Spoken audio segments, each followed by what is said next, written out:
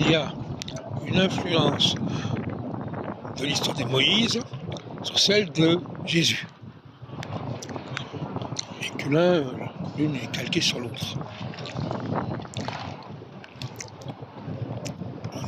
Moïse va vers une population qui s'appelle les enfants d'Israël, qui n'est pas la sienne. Il n'appartient pas à cette population, elle lui est étrangère. Et Jésus le dit clairement, je vais m'occuper des brebis perdues de la maison d'Israël.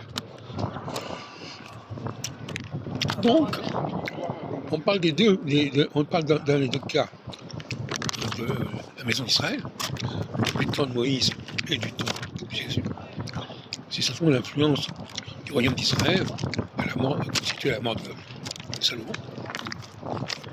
Et alors, dans les deux cas, il s'agit de deux personnages, Jésus et Moïse, qui n'appartiennent pas au peuple sur lequel ils sont envoyés. C'est une évidence. Jésus ne fait pas partie des enfants d'Israël, qui sont des gens qui vivent en Galilée, lui vient de Judée. Moïse vient d'Égypte, mais il n'appartient pas aux enfants d'Israël, puisqu'il est envoyé par dans notre chapitre 29, il est envoyé vers ces gens-là. Donc s'il est envoyé vers ces gens-là, ça n'en fait pas partie, c'est une évidence.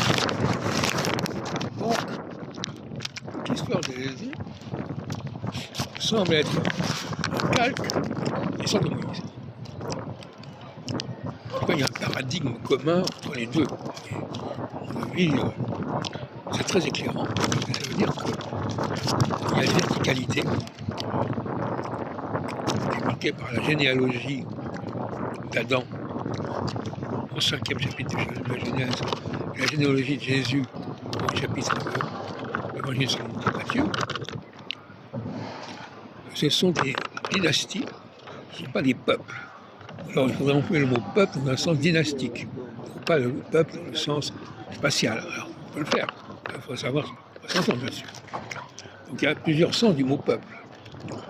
Est-ce que l'ensemble des Bourbons constitue un peuple? Dans le temps, oui, mais pas dans l'espace. Donc, je répète encore une fois qu'on a déjà les exemples d'Isaac, qui est voué à être sacrifié par son père Abraham à la demande de Dieu. Et on a, bien évidemment, la crucifixion de Jésus, qui est également une sorte de sacrifice, quelque part.